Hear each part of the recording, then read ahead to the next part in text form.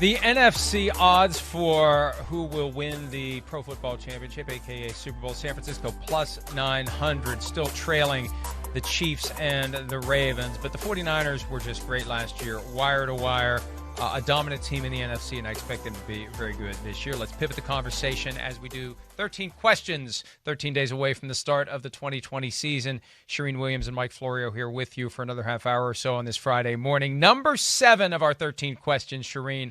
Will Tom Brady have a career rejuvenation in Tampa? We mentioned last segment as, we look at whether or not Cam Newton's going to be an upgrade over Tom Brady 2019, easier to do than upgrade over Tom Brady 2018, 2017, 2016, etc.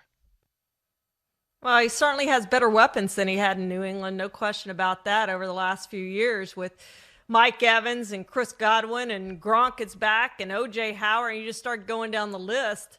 It's incredible. I don't know how you double. We talked about this a lot. Who you double, who you don't double is more what it's going to be. But he's going to have a lot of choices to throw the ball down the field. Can he still get the ball down the field? He is 43 years old. And we know you don't get better with age in the NFL. That certainly doesn't happen. Father Time catches up with everybody. Eventually it's going to catch up with Tom Brady. I think he's got something left. I don't know if it's going to be a total rejuvenation. I don't think we're going to see an MVP-like year, but I think he has enough to lead the Bucs to the Super Bowl. This is a team that's pretty loaded. They got Shaq Barrett on the defense and a pretty good defense over there with Vance Joseph, and I think they're pretty good. And it could be something that Peyton Manning did in his last year in Denver. It wasn't a Peyton Manning-led Super Bowl, but the team got to the Super Bowl with Peyton Manning as their quarterback, and it could be something like that with Tom Brady. Although I think he has a little bit more left than Peyton Manning did in his last year. Well, and the thing that happened to Peyton Manning was he got hit. You get hit, you get hurt. And I've been told for a few years now, Tom Brady will be able to throw the way he throws the football into his 50s. The question is the legs. When the legs begin to go, you begin to absorb more physical contact. And the more physical contact you absorb, the more likely you are to become injured. And we've seen it from time to time with Brady. And this is not in any way a commentary on toughness, because the game has evolved to the point where we understand the motivation to live to see another play. And Tom Brady will bail out. There was the play against the Steelers a couple of years ago. There was a debate that lingered for days. Was he trying to throw it away? Was he trying to throw it to a receiver? He was bailing out and getting rid of the football because he was about to get hit.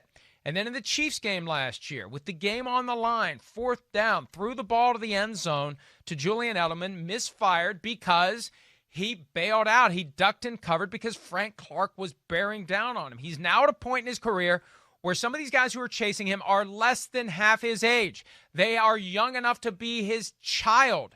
That's how old he is, and the legs will go. And look, this Bruce Arians offense, no risk it, no biscuit, hold the ball, throw the ball down the field. I don't know that we're going to see a whole lot of deep drops. I don't know that we're going to see Tom Brady holding the ball 3 or 4 seconds. I think it's going to be almost like the greatest show-offs on turf from 1999. I hate to make this comparison, but remember how Kurt Warner would just basically be throwing the ball as he's making his drop? It was quick. It was arena football. It was the ball's out, the ball's out, the ball's out, the ball's out. That's what I think they need to do this year to keep Tom Brady healthy, Charean. He has to get rid of the ball as quickly as he possibly can, as many plays as he possibly can. Well, one thing we know for sure, Mike, is they've gone from one extreme to the other. Mr. 30-30, they're not going to have 30 interceptions this year. Tom Brady had 8 last season. He's not going to turn the ball over. So that's going to be one thing that's going to help the Bucs, is they're not going to consistently be turning the ball over on offense, which is what they did last season. We saw the pick sixes just killed them game after game after game. They're not going to have that. We know that for sure. Can Brady stay healthy? Can he stay upright? Can he make enough throws down the field? Are those legs still good? All those things will determine ultimately how far this Bucs team goes. But he's got more weapons than he's ever had. And if he's got anything at all left, it will be a sort of rejuvenation for him. He's never had on the field 2 guys who need to be double covered. He's got Mike Evans and he's got Gronk. And if Gronk is healthy, what are you going to do? Right? If Gronk, Bruce Arians the coach of the team, and I'll defer to Bruce. He's around. He's been around. He's seen Gronk. He's there. He's got access. If this is the Rob Gronkowski of 5 years ago, well, it was 4 or 5 years ago where the main talking point going into the first game of the season was how in the hell are the Steelers going to cover Rob Gronkowski? And, of course, they ultimately tried covering him with no one a couple of times. We know that doesn't work. But, yeah, if Gronk is the guy that he used to be, Tom Brady's going to have one of those two guys single covered at best on every given play. All right, number 8, how much does Drew Brees have left in the tank for the New Orleans Saints, Charean? It's a great question because I think he started to lose it last year. You know, he's 41 years old, and I didn't see the same Brees that I've seen in the past. Now, the completion percentage is still way up there. He led the league yet again, over 74%. He owns that NFL record for completion percentage in a season. He can do that very, very well. But I didn't see the same throws out of Drew Brees that I saw in the past with him. And I just think his arm has started to go a little bit. But Sean Payton's a genius. I'm a big fan of Sean Payton dating back to his pre-Dallas days, but especially when he was here and I got to know him. I just think he's a great offensive mind. It may be the offense that you were talking about for the Bucs. Maybe that's the way New Orleans goes, with getting the ball out quicker to try to protect Drew Brees and not have to throw the ball down the field, because that's something that I don't think he can do much of anymore. And they also have Taysom Hill, and they also have Jameis Winston, by the way. Again, going back to Sean Payton being an offensive genius, I guarantee you those guys are going to be used in games, and they're going to be used to throw the ball. If they need to throw the ball down the field, it may be one of those guys doing it. The moment that really underscored the lack of a deep ball for Drew Brees for me came in the 2018 playoffs against the Eagles. First play of the game, 2 weeks to get ready. Here we go. We've dialed it up. It's going to be a deep throw. And he underthrew it. And there's been something missing from that long ball for Drew Brees. That's why Taysom Hill's the guy who throws it now. And Brees said at the start of training camp that he spent some time working on the deep ball. I don't know what you can do at 41 to be able to throw the ball farther than you otherwise can, because, again, Father Time is undefeated. So I think he's got enough left in the tank to run the base offense, but we will see Taysom Hill firing the ball deep. And I think the challenge is you get Taysom Hill on the field more, and I think we're going to see him on the field more now that they're paying him 8 figures per year, getting him the ball in a situation where maybe before the play you didn't think the deep pass was coming, and during the play it develops in a way that, yeah, here's Taysom Hill, and he's going to fire it 50 or 60 yards down the field. All right, question number 9. How do the 49ers avoid the hangover that comes from being up 10 points with 7 minutes left in the Super Bowl and blowing the game to the Chiefs? That's a tough one, Mike, because we haven't seen it done very much. And the recent NFC teams that have lost, Atlanta, Carolina, the Rams, you know, they struggle the next year. And I think this could be a case where the 49ers struggle. I think what they have going for them is Kyle Shanahan, because I think he's an outstanding young coach. I think he'll keep the team motivated. I think he'll come up with some different things on offense. But it is real. The hangover is real. History shows you that it's hard to get over that hangover, especially when you lose a large lead like that they had in the fourth quarter and couldn't close it out. It's going to be very difficult, and they're in a tough division, which makes it even more difficult for them to overcome that. I'm not going to be at all surprised if they don't win the division. Now, I'll be surprised if they don't get into the playoffs with the extra playoff team, but I'm not going to be surprised if they don't win that division with the division that they're in. I'm going to echo a point that I made earlier this year when Kyle Shanahan was doing the State of the Franchise appearance. And I know a lot of it is contrived and it's for the benefit of the fans and what's the state of the franchise. And, he made the comment we need to get back to where we were, up 10 with 7 minutes to go in the Super Bowl. And, my reaction to that is that's the hard part. The easy part is holding that lead for the final 7 minutes of the Super Bowl. It's ridiculously difficult to get back to where you were when that lead evaporated, especially in that division. They had to go week by week and grind it out and fight and scratch and claw to get to week 17 and barely beat the Seattle Seahawks. They lose that game to the Seahawks. They're the 5 seed in the NFC, and they're not going to the Super Bowl as the 5 seed, not without those 2 home games. Those 2 home games made all the difference for the 49ers to get to the Super Bowl. So I think that there is a real possibility that they don't win the division this year, and if they don't win the division, they're not going back to the Super Bowl. That doesn't mean they're not going to be back in the Super Bowl soon. I think they've got a great roster. But, look, there's only 2 teams in recent years that have lost a Super Bowl, not in recent years, I think ever, right? It was the Dolphins Right. in the early 70s, and it was the Patriots a couple of years ago to lose the Super Bowl and to come back the next year and win the Super Bowl. That is a rare, rare accomplishment.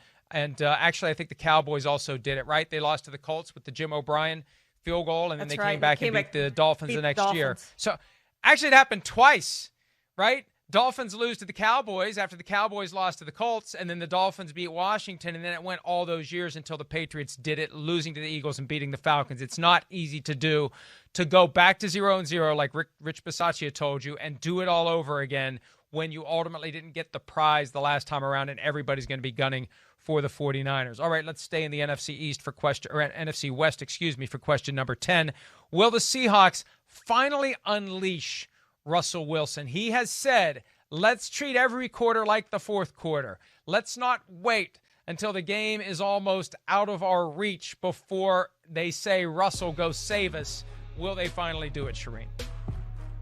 It's amazing to me, Mike, that, we talked recently about Hall of Famers playing in the NFL right now, and to me, he looks like a Hall of Famer. He's been one of the best quarterbacks in the league since he came into the league as a third-round draft pick and took over the starting job.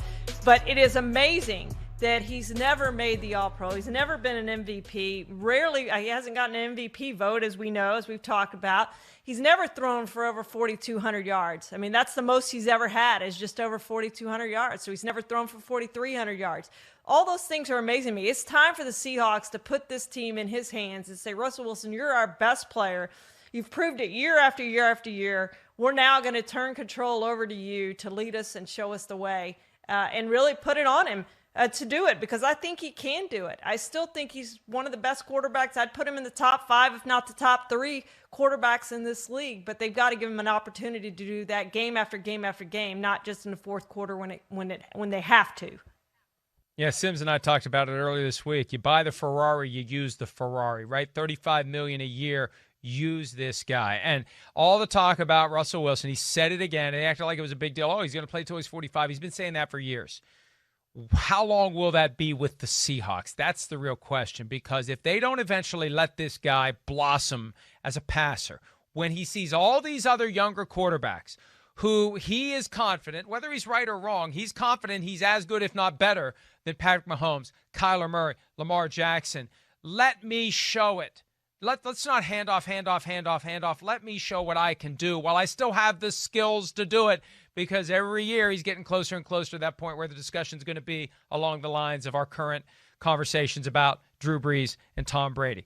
All right, speaking of a guy who is closer to the Drew Brees and Tom Brady category than Russell Wilson when it relates to age, question 11.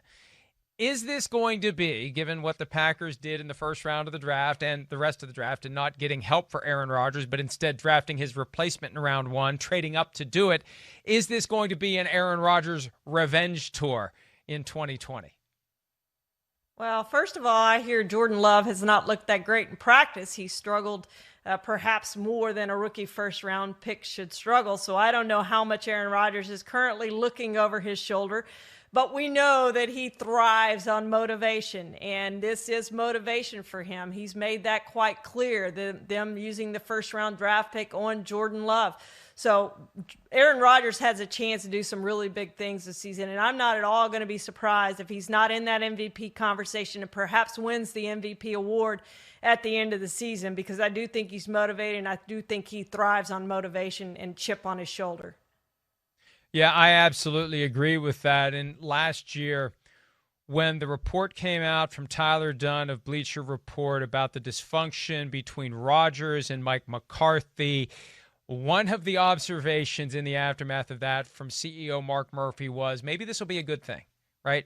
Maybe having people upset will provide some external motivation. And it worked. They went 13-3 and they almost got to the Super Bowl. And I can't help but wonder whether or not this is a little mad scientist routine by Mark Murphy to get Aaron Rodgers even more motivated in what will be his final years with the Green Bay Packers. It is astounding to me, though, to think that they spent a first-round pick on a quarterback who they can control for 5 years when you consider the option. But at some point, it's going to be the baton being taken from, if need be, Aaron Rodgers and handed to Jordan Love. But as you said, it's not going to happen anytime soon. Love has been raw, and that makes it even more of an affront to Aaron Rodgers. The point that was made in the aftermath of the draft when it was Brett Favre essentially being Aaron Rodgers' surrogate on radio appearances. It's not like Tua Tagovailoa fell into their laps. This is a guy they traded up to get who is regarded as a project, not as a can't-miss NFL quarterback like Rodgers was when the Packers drafted him in 2005 after he fell into the 20s. So there is a difference there, and that may make Aaron Rodgers even more upset. Question number 12. Can Mike McCarthy, the new coach of the Dallas Cowboys, fully harness all of the talent that he has, especially on offense? Jason Garrett didn't get it done in the 10 years he had to get it done, and they gave him plenty of talent. There's no question about that. This is an ultra-talented team. We talked about teams with 1,000-yard players. They had 3 last year and have added CeeDee Lamb to that equation. The biggest question may be, how do they spread the ball around to those 4 players who need to get the ball? And also at tight end, they are raving about Blake Jarwin and how he's doing. So now you have 5 players you're trying to get the ball to. So that may be the biggest thing for the Cowboys on offense. But the offense wasn't a question last year of getting yards. They led the league in yards. It was getting touchdowns. It was scoring in the red zone and those sorts of things. Kellen Moore's still the offensive coordinator, but I think Mike McCarthy will be better in his ear to tell him what to do, to make those changes that need to be made in the red zone to get them more touchdowns than field goals when they get down there. And I think they'll be better on offense this season, and I think they'll be better on defense this season, and probably a little bit more scheme-wise difficult to read. So I do think coaching is going to make a difference for the Cowboys. Now, how much of a difference is it going to make? I think that's the question. This is a team that we know hasn't been to the NFC Championship, much less a Super Bowl, since 1995, which was their last Super Bowl championship. This is a team that has failed in the playoffs, even when they've had the best record in the NFC. They failed to get it done at home. So that's the question. Can they get it done in the playoffs? And that still remains to be seen. And even though we're focusing on football this hour, one of the non-football questions from last hour spills over. We talked about coaches who may not be properly reading the room and going forward with practice. And Mike McCarthy, look, I'll defer to him, but he's new to that room. And he had some quotes earlier today about whether there was a vote yesterday to practice or today to practice. He said we didn't get into that. We talked about a number of other things, but practicing or not practicing was not a topic. They had a team meeting yesterday after practice. Jerry Jones wasn't there.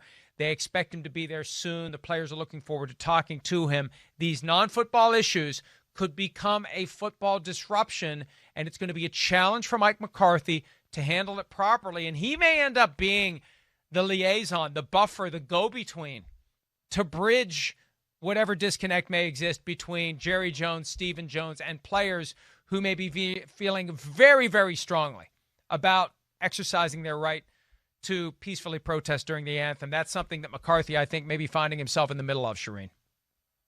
Yeah, you wonder if Mike McCarthy knew what he was getting into and Ron Rivera knew what he was getting into and if they would still take those jobs if they had those opportunities. But, yeah, McCarthy had to know that Jerry runs the organization and how it's run. I'm sure he talked to enough people, but he's got a big job on his hands now, and he can't let that spill over into the locker room. And he's going to have to play the part of liaison and keep this team happy and keep them on the field and performing. And it's a tough job, but I do think there over the next 2 weeks is very important for the Cowboys with what happens internally within the locker room and meeting with Jerry Jones, whatever that entails. But I think the next 2 weeks are crucial to how this team is going to take the field on opening day mentally, and are they going to be right?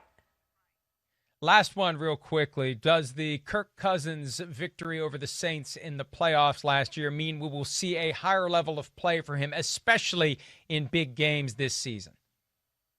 It better be with what they've paid him, right? So, I think Kirk Cousins learned something from that, and I do think we're going to see a different and better Kirk Cousins this season. That game got a lot of guys paid. It got Cousins paid. It got Zimmer paid. Mike Zimmer, the head coach. It got Rick Spielman, the GM, paid.